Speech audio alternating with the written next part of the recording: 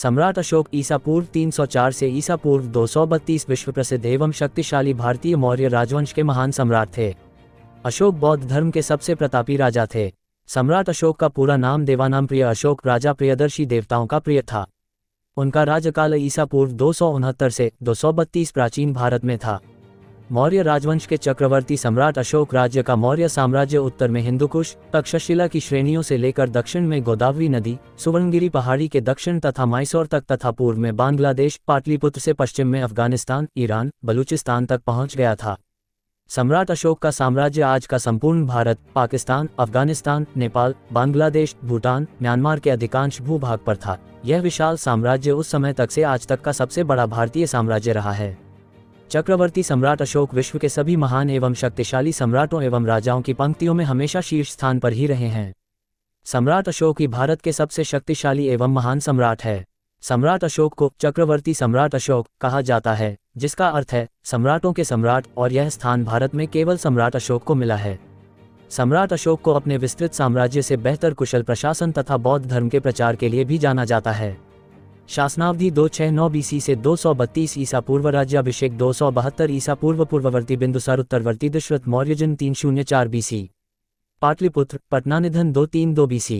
पाटलिपुत्र, पटना, समाधि, पाटलिपुत्र, जीवन सिंह देवी, कारुवाकी, पद्मावती, तिशरक्षिता, संतान महेंद्र, संघमित्रा, तिवल, कुणाल, चारुमती, घृणा, मौर्य राजवंश, पिता बिंदुसार, माता सुभद्रांगी, रानी धर्मा।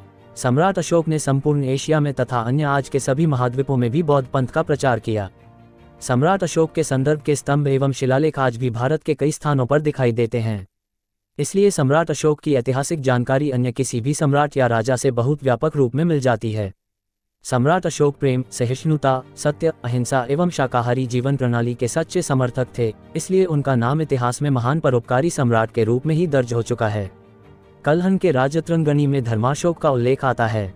कलिंग युद्ध के 2 वर्ष पहले ही सम्राट अशोक बुद्ध ने था, जिससे से प्रभावित होकर बौद्ध अनुयायी हो गए और उन्हीं की स्मृति में उन्होंने कई स्तंभ खड़े कर दिए, जो आज भी नेपाल में उनके जन्मस्थल लुम्बिनी में मायादेवी मंदिर के पास, सारनाथ बौद्ध मंदिर बोधगया, कुशीनगर एवं आदि श्रीलंका, थाईलैंड, चीन, इन देशों में आज भी अशोक स्तंभ के रूप में देखे जा सकते हैं। सम्राट अशोक ने बौद्ध धर्म का प्रचार भारत के अलावा श्रीलंका, अफगानिस्तान, पश्चिम एशिया, मिस्र तथा यूनान में भी करवाया। सम्राट अशोक अपने पूरे जीवन में एक भी युद्ध नहीं हारे। सम्राट अशोक के ही समय में 23 विश्वविद्यालयों की स्थापना की गई, जिसमें तक्षशिला, नालंदा, विक्रमशिला, कंधार आदि विश्वविद्यालय प्रमुख थे। इन्हीं विश्वविद्यालयों में विदेश से कई छात्र शिक्षा पाने भारत आया करते थे। ये विश्वविद्यालय उस समय के उत्कृष्ट विश्वविद्यालय थे। शिलालेख प्रारंभ करने वाला पहला शासक बाद में आरंभ हुआ था। अशोक ने सर्वप्रथम बौद्ध पंथ का सिद्धांत लागू किया, जो आज भी कार्यरत है। सम्राट अशोक ने अपने पुत्र महेंद्र एवं पुत्री संघमित्रा को बौद्ध धर्म के प्रचार के लिए श्रीलंका भेजा था।